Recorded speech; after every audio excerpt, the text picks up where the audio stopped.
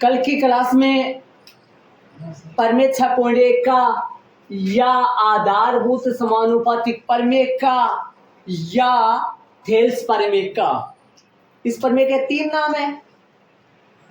प्रमेय 6.1 का कल क्या करे थे अपन वो बता रहा हूं मैं। कल की क्लास में प्रमेय 6.1 का आधारभूत समानुपातिक प्रमेय का या फिर थेल्स प्रमेय का कौन सा रूप करे थे कल? बड़ा रूप। कौन सा रूप करे थे? बड़ा रूप करे थे। ठीक है, उससे पीछे वाली क्लास में अपन छोटा रूप करे थे। ठीक है, तो उसी में अपन ने ये दोनों प्रमेय मैंने साथ किए। कुछ समझ में आए तो समझने की कोशिश करो। एक बार यहाँ पे आओ, मैं लिखूं थोड़ा सा आगे। डीबी प्लस एडी, डीबी और एडी जो टुकड़ा मिलके है, डीबी और एडी टुकड़ा मिलके क्या बनेगा? एबी। बट्टा में चल रहा है एडी, बराबर में चल रहा है, बराबर में एई और इसी और एई, इसी प्लस एई, एसी बट्टा में चल रहा है एई। समझ रहे हो? लेकिन सिद्ध करने में है अपने पास ये पलट कर क्या आ रहा है। सिद्ध करने वाले में अपने पास ये पलट कर के लाना है, तो इसको पलटना अपने को पड़ेगा। पलटना पड़ेगा, नहीं पलटना पड़ेगा। पलट सकते हैं अपन 3 प्रकार से पलट सकता हूँ मैं बताया था मैंने आपको 3 प्रकार से। या तो ऊपर नीचे कर लो, हाँ, एडी बटा में एबी बराबर में एई बटा में एसी। अब इसमें हिंदी वाली लाइन नहीं लिखूंगा। क्यों नहीं लिखूंगा? इसका राज भी मैंने आपको बताया था। इसमें हिंदी वाली लाइन नहीं लिखूंगा, मैं बताया था आपको। ये आ गया अपने पास वो। अब मैं आपको बताऊं कैसे क्या करना है, सुनो ध्यान से। मैंने आपको दोनों प्रमेय अलग अलग करवा दिया। अलग अलग का मतलब पहले छोटा रूप, फिर इस पहली तो बात सबको ये समझ में आना चाहिए, इस प्रमेय का नाम क्या है। सबको ये पता होना चाहिए इन प्रमेय का नाम क्या है। इन दोनों प्रमेय का नाम है, 3 नाम है इनके। प्रमेय 6.1 या देखो मैं सब बचाने कोई बात बता रहा हूं मैं, 5-4 मिनट में बात सुन लो, इतना ही है ये आगे। इन दोनों प्रमेय का नाम क्या है? इनके 3 नाम है। प्रमेय 6.1 या आधारभूत समानुपातिक प्रमेय या थेल्स प्रमेय। कोई ताने कहते आधारभूत समानुपातिक प्रमेय को सत्यापित करो, थेल्स प्रमेय को सत्यापित करो, है ना? तो आपको नाम पता होना चाहिए। ठीक है, कौन सा रूप है ये? छोटा रूप। इसका मैंने पर्सन नहीं लिखा है, आपके पास इसके 6 पर्सन पड़े हुए हैं। इसके छोटा रूप के 6 पर्सन पड़े हुए हैं। एक तो पेवर हिंदी वाला है। कौन सा हिंदी वाला? यदि मैं तो और वह के बीच में इस अत्ता वाली लाइन में, इस अत्ता वाली लाइन में, अत्ता वाली लाइन कैसे लिखी जाती है? सर हमारे को अत्ता वाली लाइन बताओ ना। टेस्ट में बैठ जाते हो, सर हमारे को अत्ता वाली लाइन बताओ ना। अत्ता वाली लाइन कोई भोजगढ़ से नहीं हुआ है। अत्ता वाली लाइन प्रश्न में पड़ी रहती है। अत्ता वाली लाइन कहाँ से आती है? यहाँ क्या लिखा हुआ रहता है क्वेश्चन में? दर्शाइए कि, सिद्ध कीजिए कि, दिखाइए कि, प्रदर्शित कीजिए कि। 4 नाम बताए थे मैंने आपको, लिखे थे यहाँ कल परसों क्लास में। चारों नाम सेम होते हैं ये। अत्ता वाली लाइन में यहाँ दर्शाइए कि आएगा, दिखाइए कि आएगा, जो भी कुछ है उसको हटा देना और तो और वह डायरेक्ट लिख के अत्ता लगा के। तो प्रश्न क्या था अपना हिंदी वाला? पहला प्रश्न क्या था? ये हिंदी वाला पूरा प्रश्न था। यहाँ लिखा हुआ था दर्शाइए, सिद्ध कीजिए, दिखाइए, प्रदर्शित कीजिए, 4 नाम। ये हिंदी वाला पहला प्रश्न था। दूसरा प्रश्न क्या था? त्रिभुज एबीसी में भुजा बीसी के समांतर कौन है? डी, या 2 भुजाओं ए बी व एसी पर 2 बिंदुओं क्रम से डी और ई इस प्रकार स्थित है कि डी समांतर किसके है? बीसी। तो सिद्ध करो कि एडी बटा डीबी बराबर एई बटा एसी। एक और प्रश्न की बात करूं तो वो क्या है? यदि त्रिभुज एबीसी में डी समांतर बीसी, 2 लाइन वाला 2 समांतर डी समांतर बीसी, तो सिद्ध करो कि एडी बटा डीबी बराबर एई बटा एसी। तीसरा चौथा प्रश्न सेम है लगभग। तीसरा चौथा हुआ, 5वां हुआ, छठा। 5वां छठा बताओ। 5वां प्रश्न, 5वां और छठा प्रश्न क्या है? आधारभूत समानुपाती प्रमेय को सत्यापित कीजिए। छठा प्रश्न है थेल्स प्रमेय को सत्यापित कीजिए। प्रश्न समझ में आ गए? वो उन 6 प्रश्नों में से यदि कोई सा भी प्रश्न आए तो उनका आंसर यहां से स्टार्ट होता है और यहां तक आएगा। लेकिन सुनो, हिंदी वाला प्रश्न आए तो आपको अत्ता वाली लाइन लिखना पड़ेगा। ये हिंदी में इतना बड़ा हिंदी वाला प्रश्न आए तो आपको अत्ता वाली लाइन लिख के फिर एचपी लगाना पड़ेगा। समझ गए आप? और नीचे वाले 2 क्वेश्चन आए 5वां और 6वां, तब भी आपको हिंदी वाली लाइन लिखनी पड़ेगी। ठीक है, बीच वाले प्रश्न आते हैं ना, वो इंग्लिश वाले बीच वाले प्रश्न जिसमें डायरेक्ट ये सिद्ध करवा रहे हैं, जिसमें डायरेक्ट ये सिद्ध करवा रखा है। याद करो क्या लिखा हुआ है डायरेक्ट, जिनमें डायरेक्ट ये लिखा हुआ है 3 प्रश्नों में डायरेक्ट लिखा हुआ ना। कौन से 3 प्रश्नों में? बीच वाले में। कौन से में? दूसरे में, तीसरे में, चौथे में। दूसरा, तीसरा, चौथा प्रश्न उठा के देखो आपकी किताब में डायरेक्ट ये लिखा हुआ है। उनमें आपको अत्ता वाली लाइन नहीं लिखनी है। मैं फिर बता दूं अत्ता वाली लाइन कब लिखनी है, कब लिखनी है, मेरी बात सुन लीजिए। यदि एक तो हिंदी वाला प्रश्न है तो आपको अत्ता वाली लाइन लिखनी है, छोटा रूप में या बड़ा रूप में। मैं छोटा ही समझा रही हूँ, बड़ा समझा रही हूँ नहीं, मैं अभी तक छोटा में जा रही हूँ। तो ठीक बात है, समझ गया होगा मैं क्या कर रही हूँ।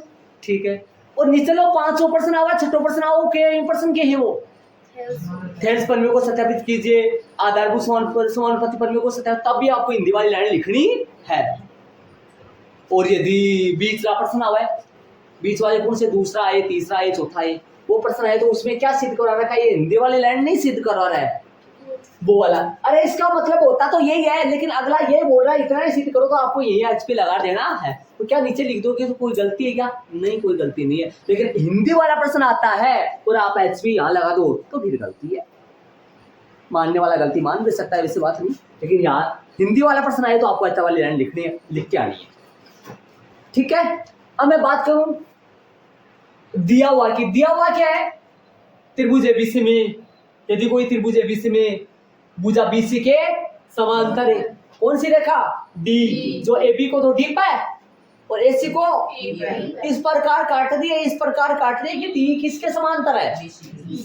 तो सिद्ध करो यदि डी बीसी का समांतर है। पर डी है तो डी कोई उठपटांग रेखा या डी में कोई विशेष बात है? विशेष बात है डी में, क्योंकि डी है उठपटांगी लाइन को नहीं, डी अभी संबंध रखा है। क्या संबंध रखती है? डी किसके समांतर है? जब यदि डी बीसी के समांतर होगी ना, जब डी बीसी के समांतर होगी ना, तब ही ये डी एबी को और एसी को समान अनुपात में विभाजित करेगी, अन्यथा नहीं करेगी। इसलिए ये दे रखा है और ये सिद्ध कर। इसका हिंदी अर्थ बता रखा है मैंने क्या होता है। इसका हिंदी अर्थ क्या है? रेखा डी भुजा एबी को, ये एबी भुजा है और भुजा एबी को और भुजा एसी को समान अनुपात में विभाजित करती है। ये अर्थ है ना इनका। रचना क्या होता है? रचना क्या होता है? दी हुई बात से सिद्ध करने वाली बात लाने के लिए किसी की कमी पड़ जाती है, किसी की सहायता लेते हैं, किन्हीं लाइन को मिलाते हैं या कुछ अलग से अपन काम करते हैं। वो अलग से काम किस में करते हैं? रचना में। क्या करना है अलग से काम? विकिरण बी और सी डी को मिलाना है। यदि मैं बी और सी डी को नहीं मिलाता तो ये त्रिभुज वगैरह बनते थे या नहीं बनते था, इसलिए मिलाना पड़ रहा है। और यह लंब किसके ऊपर है? एबी। एक बात भी बतानी है मेरे को, इस यहाँ मैं ये क्लास आपको लिए यहाँ लेके इसलिए आया हूँ, दोनों साथ में मैंने बहुत कुछ बातें बतानी है आपको। एक बाहर वाली त्रिभुज में बाहर ऊंचाई कहाँ बनती है वो वाला भी बताना है मेरे को, वो समझाना है। और कई बच्चों के ऊपर के जा रही है उनको भी समझाना है, इसलिए मैं वापस जा रहा हूँ। ईएफ लंब किसके ऊपर है? ये बताओ, ईएफ लंब एबी के ऊपर है तो क्या ईएफ लंब एडी के ऊपर नहीं है? तो क्या ईएफ लंब डीबी के ऊपर भी है? नहीं है। ईएफ लंब एबी के ऊपर है तो ईएफ लंब इस एबी के दोनों टुकड़ों के ऊपर है। एबी के 2 टुकड़े हैं, एबी के 2 है ना, एबी के 2 टुकड़े दिखाई दे रहे हैं आपको, एबी के 2 टुकड़े। तो ईएफ लंब एबी के ऊपर भी है, अर्थात ईएफ आप लंब लो तो आधार क्या लोगे, और ईएफ लंब लो तो आधार एडी भी ले सकते हो ना छोटे त्रिभुज में। और यदि ईएफ लंब लो ऊंचाई लो तो आधार बीडी भी ले सकते हो ना, क्योंकि ईएफ लंब न कि मैंने एडी पे डाला है न कि मैंने बीडी पे डाला है, ईएफ लंब तो मैंने एबी पे डाला है ना। एबी पे डालने का मतलब क्या हुआ? ईएफ यदि आधार आप एबी लोगे तो ऊंचाई क्या होगा? ईएफ होगा। और आधार आप एबी के 2 टुकड़े भी ले सकते हैं। कौन से 2 टुकड़े दिखाई दे रहे आपको साफ साफ? एडी और बीडी। इसलिए आधार बीडी लोगे तो ऊंचाई ये भी तो हो सकता है ऐसा। इसी तरीके से डीजिलम, तो डीजिलम एसी है तो डीजिलम ए ही नहीं हो सकता क्या? ऐसे ही दो टुकड़ों में डीजिलम एसी है तो डीजिलम ए ही हो सकता है, तो डीजिलम ईसी भी तो हो सकता है। ठीक है, अब सुनो, यहां पर कौन से दो त्रिभुज लेने हैं? यहाँ पे कौन से देख लो, यहाँ पे नीचे वाले। ये काम मैंने कल की जो पर मैं कल की अपनी क्लास थी, कल परसों जो भी मान लो आप, कल की जो क्लास थी उसमें बड़ा रूप में याद करो, ये काम मैंने 30 नंबर पे किया था। याद करो, कुछ दिमाग लगाने की कोशिश करो। ये काम मैंने समीकरण 3 में निकाला था, और ये समीकरण 3 बना था, और ये समीकरण 1 बना था, ये समीकरण 2 बना था। मैंने आज ऐसे कर दिया। कौन से दो त्रिभुजों को लेना है जरा गौर करो। त्रिभुज बीडी, आपके दिमाग में बैठ जाएगा, ये पूरा दिमाग में बैठ जाएगा, ऐसा कोई नहीं मिलेगा आपको रचना पर में आपको आ जाए। पर में छोटे छोटे माना उनको भी दिमाग में बैठ जाएगा। फिर पर में किसी को नहीं आएगी, पर में नहीं आएगी। पर में ये 5 बार 10 बार 20 बार समझाएगा तो पर में आएगी, ऐसा कौन सा करता है? और कोई करेगा भी नहीं, ऐसे सोचेगा इन पर में को रटवाएंगे, पर में आएगी नहीं आएगी। जब तो मैं पंकज का मादे मादे बोल लेती रटवा अरे पर में रटाऊंगा मैं सोच कर करवाऊंगी को नहीं मुझे कहा करवा दी, तो एक बार करवा दी, बाद में दूसरी बार तीसरी बार करवाऊंगा नहीं, माता भावला बताऊंगा। आओ तो अब आप देखो कौन सा त्रिभुज है, दो दिख रहे हैं ना? कौन से दो त्रिभुज है? दिमाग लगा लो, बीडी और सीडी। एक क्या आधार है? डी। इन्हें थोड़ा सा उल्टो करके देखियो, आप कचौड़ी सी टाइप की बना लिए, ऊपर करके उल्टो कर लियो बनाने। बीडी और सीडी ना અહીંયા आयो फिलहाल इन्हें અહીંયા कर दो उल्टो, क्यों समझो आ जाओ उधर चीज। डी के ऊपर पढ़ाइए दोनों, इन दोनों का आधार डी है। इन दोनों का आधार क्या है? डी है। दो समांतर रेखाएं डी व बीसी के यदि कोई दो त्रिभुज एक के आधार पर बन रहा हो और दो समांतर रेखाओं के बीच बने हो, तो आपने 9th क्लास में पढ़ा है उन दोनों का एरिया क्षेत्रफल आपस में कैसा होता है? बराबर होता है। यहाँ त्रिभुज कौन से है? बीडी और एक बात जान लो, कई बच्चे है ना छोटे छोटे मानने वाला कहीं गए नहीं चित्रों में तो जाओ। बीडी देखो, बीडीई गया मैं तो, सीईडी एक के आधार डी व एक दो समांतर रेखा डी व बीसी के मध्य स्थित है या बीच में स्थित है, इसलिए इन दोनों का एरिया बराबर होगा। समीकरण नंबर 1। अब सुनना बीच में एडी त्रिभुज बच रहा है, ऊपर एडी पड़ा है, एडी एक कला है ना। एडी के साथ एक बार बीडी लेना है, एडी के साथ एक बार सीडी लेना है। एडी के साथ यदि बीडी लोगे तब तो समीकरण 2 आएगा है ना। एडी के साथ एक बार त्रिभुज बीडी लेना है और फिर ये नाराज हो जाएगा तो एडी के साथ एक बार त्रिभुज सीडी लेना है, समीकरण 3 आ जाएगा। बस क्या दिक्कत है? हाँ आओ ले कौन से त्रिभुज के साथ कौन सा? एडी अलग अपने आप में ऊपर पड़ा है एडी, त्रिभुज एडी व त्रिभुज बीडी करे कुछ बात पहले ले लिया बीडी, हाँ ले लिया बीडी पहले। बीडी क्या आधार कर्म से? एडी है बीडी कर्म से बीडी। एक ही रेखा है, ये है एक ही रेखा, आंधा नजर पड़ा एक ही रेखा, एक ही कोई स्थिति एक ही रेखा एक ही पे। हाँ इसलिए इन दोनों त्रिभुजों की समान ऊंचाई। अब निकाल दो एरिया। त्रिभुज का क्षेत्रफल का सूत्र 1/2 गुना आधार गुना ऊंचाई। कई बच्चा ने 1/2 पढ़ा हुआ है। त्रिभुज का क्षेत्रफल का सूत्र होता है 1/2 गुना आधार गुना ऊंचाई। 1/2 गुना आधार ऊंचाई के बारे में जिक्र कर लिया ऊपर है ना, जो भी है। एडी और बीडी, ये एडी क्या है? एडी का आधार, ईएफ क्या है? इन दोनों की ऊंचाई समान ऊंचाई बोला था। और नीचे वाला बीडी, अभी इसमें बीडी में त्रिभुज बीडी का आधार आपने बीडी लिया, उसमें ऊपर वाले में डी भी लिया था। बीडी हाँ उसमें डी लिया था, किसका? बीडी का। और इसमें बीडी का आधार मैंने क्या ले लिया? बीडी ले लिया। इसमें क्या लिया था? आधार डी लिया था, वहां डी मान के चला था, वहां दोनों का आधार डी था, इसलिए डी दोनों का आधार डी बताया था ताकि ये रूल लग सके। और यहाँ पर बीडी का आधार कौन सा लिया भाई? बीडी, क्योंकि ऊंचाई किसके ऊपर ढल रही है? एपी पर ढल रही है, मतलब वो तो बीडी पे भी तो है ना, इसलिए। तो 1/2 से 1/2 EF से EF कट गया, क्यों कट गया? तो समान था, ये बचा क्या? वो आ गया समीकरण नंबर कौन सा? 2।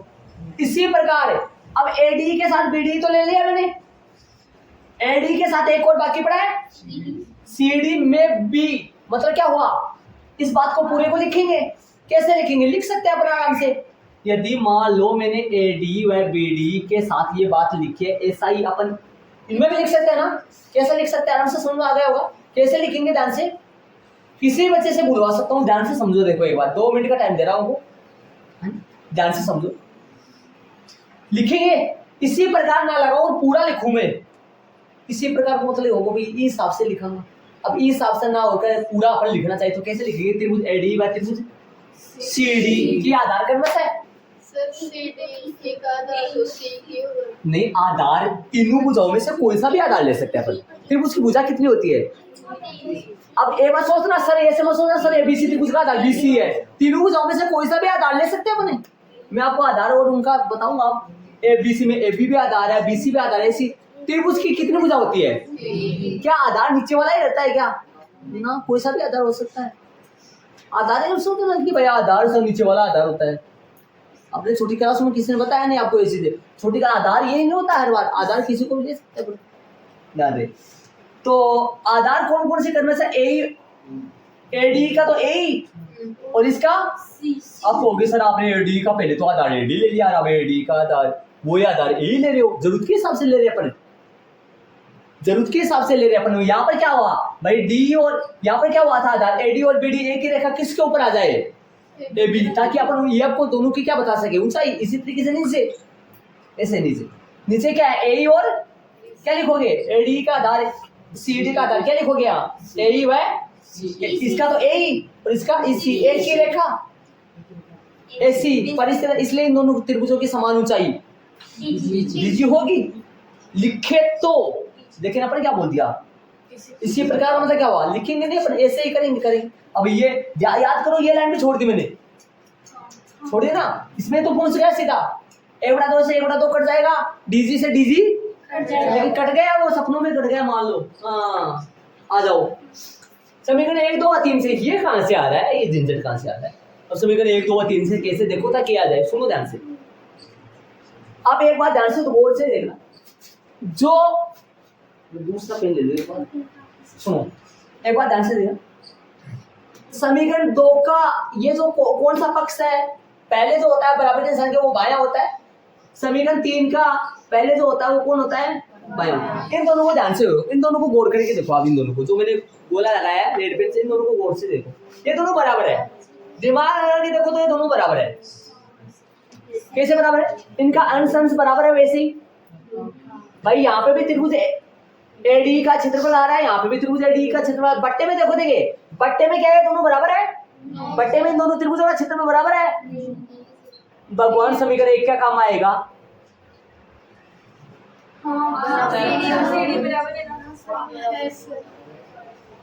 एरिया BD का, इसको हिंदी में क्या बोलोगे, BD का क्षेत्रफल है और त्रिभुज समीकरण 1 को बराबर नहीं निकाला था क्या। ये प्याली में जो मिर्ची हल्दी का बना के तैयार कर रखा है, सब्जी में डालना नहीं है क्या, हाँ तो डालना, तो फिर इसका अचार डालोगे कि क्या, सब्जी तो बनाना नहीं इसका। हाँ इधर आओ, ये दोनों बराबर है ना, कहाँ से बराबर है, समीकरण 1 से। अंश अंश तो वैसे बराबर थे, अंश से अंश वैसे बराबर थे, हर समीकरण 1 से बराबर हो गया, बराबर हो गया। क्या ये दोनों गोले बराबर है, तो ये दोनों गोले बराबर, तो आगे वाले भी तो बराबर होंगे ना। क्यों बराबर होंगे, राम बराबर मोहन, राम बराबर श्याम, 3 आदमी है, राम मोहन के बराबर है, राम श्याम के बराबर है, तो मोहन और श्याम भी तो बराबर होंगे ना, तीनों बराबर होंगे। ऐसे ये दोनों भी तो बराबर होंगे। बायां बराबर दायां, बायां बराबर दायां, तो दायां बराबर दायां भी होगा ना। वाली लाइन लिखनी है आपको। बड़ा रूप में क्या करना है, बड़ा रूप में क्या करना है, बड़ा रूप में, बड़ा रूप क्या होता है ये तो पता है ना आपको। ये देखकर ये लाना छोटा रूप कहलाता है। ये देखकर, कहाँ गया वो, इधर लिखा नहीं वो, ये देखकर ये लाना क्या होता है, बड़ा रूप। इसको बड़ा उसको छोटा, ऐसा कैसे तो मिला। हाँ DB EC AB AC, बड़ा बड़ा क्यों, फुल भुजा, ठीक है। आओ यहाँ पर सेम टू सेम का मतलब पता चल गया आपको। भाई आपको रजिस्टर का एक पेज ऐसा दो पार्ट बना लेना है या दो पेज ले लो, एक इस तरफ छोटा करो और इस तरफ बड़ा करना है। इधर सेम टू सेम लिखना है, सेम टू सेम का मतलब वो लिखना है, ये मत लिख देना ऐसे एमी टू से ऐसे एमी, वो मत लिख देना। हाँ तो मेरे जैसे लिख लो, मेरे पास जगह कम थी, थोड़ा और भी छोटा लिख सकता था मैं, और भी छोटा लिख दे, पीछे वालों को थोड़ा दिखता नहीं, इसलिए मैंने ऐसा तरीका अपनाया है ताकि आप तो लिख लोगे, रचना कर लोगे। यहाँ पे क्या करोगे, ये चेंज हुआ, ये बदला है, उसमें क्या आया था, इसमें क्या आया, कुछ बदला है, बदलेगा ना। अरे छोटे में तो ये लिखोगे, बड़ा में ठीक है। अब यहाँ पर क्या आएगा, यहाँ से चालू होगा त्रिभुज बीडीई से चालू होकर, त्रिभुज बीडीई से चालू होकर सेम लाइन करेंगे, ये कहाँ पर आएगा, यहाँ तक देखो, मिला लो यहाँ तक आ गए, करोगे यहाँ तक सेम टू सेम। और इसके नीचे कितनी लाइन और आएंगी, 4-5 और लाइन आएंगी, तो कौन सा रूप बन जाता है, बड़ा रूप बन जाता है। 4-5 लाइन कौन से, दिमाग लगाओ, आओ इधर। यदि इसको पलटा जाए, पलट दिया ना इसको, आपको बताया था मैंने पलट के एक क्यों जोड़ रहा है, आपको मैंने ये बताया था पलट के एक क्यों जोड़ना पड़ता है, पलट के। इसको इसमें एक जोड़ूंगा तो क्या बचेगा, इसमें एक जोड़ूंगा तो एडी और एई लुप्त हो जाएगा, एडी और एई गायब हो जाएगा, और गायब हो जाएगा तो बचेगा कौन, एडी की जगह क्या आ जाएगी, याद करो, एक जोड़ के एपी बन जाएगा, और ए की जगह क्या आ जाएगा, एसी बन जाएगा, बचेगा कौन, डीबी और ईसी। डीबी और ईसी अपने को चाहिए नहीं, सिद्ध करने में जाके आपको, तो इसको पलट करके एक जोड़ना है, ताकि पलटना क्यों है, पलटेंगे तो एडी और ए कहां चले जाएंगे, नीचे, तो नीचे बेचारे बच जाएंगे, और कौन मर जाएगा, ये अपने को दोनों पक्षों में एक जोड़ दो, एक जोड़ दिया लघुत्तम लिया, बटा में 1 1 लगाया हूं मैं, एडी लघुत्तम आया, एडी में एडी का भाग दो, डीबी का डीबी आएगा, एडी में 1 का भाग दो, एडी में 1 से गुणा करो, एडी डीबी प्लस एडी है, इसी तरीके से ए में ए का भाग दो, एक ने इसी से गुणा करो, इसी ए में 1 का भाग दो, ए ने ए से 1 से गुणा करो, ए आएगा, डीबी प्लस एडी क्या बना, चित्र में देखो, डीबी प्लस एडी क्या बना, चित्र में देखो, डीबी प्लस एडी चित्र में देखने से वे पड़ोगे एबी, और ए इसी और ए ये बन गया, ये नहीं लाना आपने को, पलट दिया, एचपी लगा दिया। अब इसमें तवा नहीं देखी मेरे, क्योंकि हिंदी वाला तो प्रश्न आएगा ना, हिंदी वाला प्रश्न आएगा तब आप छोटा रूप ही कर देना, हिंदी वाला प्रश्न आए तो बड़ा रूप भी कर सकते हैं, लेकिन जब हिंदी वाला प्रश्न आए तो छोटा रूप से भी काम चल जाएगा, बड़ा रूप से क्यों अपन बड़ा रूप 4-5 लाइन क्यों एक्स्ट्रा करेंगे अपन, जब हिंदी वाला प्रश्न आए तो कौन सा रूप कर देना आप, छोटा रूप कर देना। इसका मतलब क्या होता है, इसका मतलब क्या होता है, रेखा डीई अन्य दो भुजाओं एबी और एसी को समान अनुपात में विभाजित कर रही है, इसका अर्थ क्या है, रेखा डी एबी और एसी को समान अनुपात में विभाजित कर रही है, मतलब दोनों का अर्थ सेम है। अगला सिद्ध क्या करवा रहा है, हिंदी में समान अनुपात में विभाजित होना, तो इसका अर्थ दोनों का अर्थ एक ही हुआ, तो फिर यही कर देंगे अपन, हिंदी वाला प्रश्न है तो छोटा रूप ही कर देना, बड़ा रूप है मत करना। ये बड़ा रूप तभी करना जब आपको डायरेक्ट ये पूछे, हाँ ऐसे लिखे ना, सिद्ध कीजिए कि एडी बटा एबी बराबर ए बटा एसी, ये लिखे ना, सिद्ध करने में ये लिखे, तब आप ये रूप करना, अन्यथा ये बड़ा रूप मत करना। या यदि आपको दिया हुआ ये सिद्ध करने में ये दे दे तो फिर सिद्ध करना ये करोगे, और यदि डीबी और एसी के बजाय यहाँ पर क्या दे दे आपको, एबी और एसी दे दे, तो फिर आपको, अब मैं आपको एक लास्ट बात बताऊं, यहाँ पर आपको करना है, ये कहां से चालू करोगे, कहां से करोगे पता है ना आपको, यहां से चालू करके यहां तक करके याद आएगा ना आपको, कहां पर आ जाएगा वो, और फिर नीचे वाले करना, ठीक है। अब मैं आपको एक लास्ट बात और बताऊंगा, ऐड नहीं किया तो कर लो एक बार। एक क्वेश्चन अपना रह रहा है कि भाई क्या कि किसी त्रिभुज की ऊंचाई बाहर हो सकती है, कोई ऐसा भी त्रिभुज है जिसकी ऊंचाई बाहर हो सकती है, हाँ मैं उसका आंसर देने के लिए तैयार हूं। यहाँ पे आ जाओ, मैंने डायग्राम बना लिया कुछ, ये न्यूनकोण त्रिभुज है, ये समकोण त्रिभुज है या द्विकोण त्रिभुज है, ऐसा त्रिभुज जिसके तीनों के तीनों कोण 90 से छोटे हो न्यूनकोण त्रिभुज कहलाता है। ऐसा त्रिभुज जिसका कम से कम ऐसा त्रिभुज जिसका सिर्फ और सिर्फ केवल और केवल एक कोण 90 डिग्री हो, वो कौन सा त्रिभुज कहलाता है, समकोण त्रिभुज कहलाता है। ऐसा त्रिभुज जिसका एक कोण 90 डिग्री से बड़ा हो वो द्विकोण त्रिभुज कहलाता है। पहली बात तो त्रिभुज की बात सुनो, अब मेरी बात ध्यान से सुनना, गौर करना। ये जो त्रिभुज है ना बीडीई, आप बीडीई त्रिभुज है ना बीडीई त्रिभुज, जो मैंने नाम दे रखा है ना, यहाँ पे मैं बीडीई दे दूं ताकि आपको समझ में आ जाए। यहाँ पे मैं डी दूंगा और यहाँ पे दे दूंगा बी और यहाँ पे दे दूंगा ई। मैंने कैसे तोड़ दिया उसको, कैसे मरोड़ा उसको ही देख लेना। बीडी ऐसे बना हुआ है, मैंने इसको इससे कर लिया। ये कोण है ना बड़ी से बड़ा है, इसलिए ये हुआ अधिक कोण त्रिभुज। ऐसा त्रिभुज जिसके तीनों के तीनों कोण 90 डिग्री से छोटे हो। ये कोण 90 से छोटा है, ये भी 90 से छोटा है, ये भी 90। न्यून कोण त्रिभुज, ऐसा त्रिभुज जिसका एक कोण 90 डिग्री का हो, वो कौन सा होता है? समकोण त्रिभुज। ऐसा त्रिभुज जिसका एक कोण 90 डिग्री से बड़ा हो। ऐसा आप कोई बच्चा बोल रहा ये तो 90 से छोटा कोण कहलाता है, ये 90 डिग्री का कहलाता है। आ लाइन या थोड़ी सी तिरछी डिग्री से जाएगी, वो 90 डिग्री से बड़ा कहलाता है। और न्यून कोण, ये समकोण, ये द्विकोण। समझ गए होंगे? न्यून कोण 90 से छोटा झुक जाता है नीचे, 90 का सीधा और सीधा, और ये थोड़ा बाहर निकल जाता है। ऐसे ही तो बात है। ये तीनों को ऐसे कोण है और ये सीधा ऐसा है। अब आओ इधर बोर्ड पे आओ। कोई भी त्रिभुज हो उसमें 3 तो ऊंचाई होती है और 3 ही उसका आधार होता है। कोई भी त्रिभुज है उसमें 3 तो ऊंचाई, 3 उसके आधार। आओ दिमाग लगाओ। यदि मैं दिमाग लगाना, मैं लंब खींच रहा हूं, यहाँ लंब डालूंगा, यहाँ से ये लंब हो गया, डी बिंदु लगाऊंगा यहाँ, इस पे लंब डालूंगा यहाँ से, ये ई लंब हो गया, और सी से लंब एफ हो गया। यदि मैं ए बी आधार लूं, आधार ए बी लूं, तो ऊंचाई मानी जाएगी मेरे पास सी एफ। ये दोनों साथ चलेंगे। यदि इस त्रिभुज का क्षेत्रफल निकालने चलूं मैं, आधार यदि मैं ए बी लूं, कितना भी सेमी हो सकता है, ये माप आएगा सेमी। आधार में ए बी लूंगा तो ऊंचाई में सी एफ लूंगा।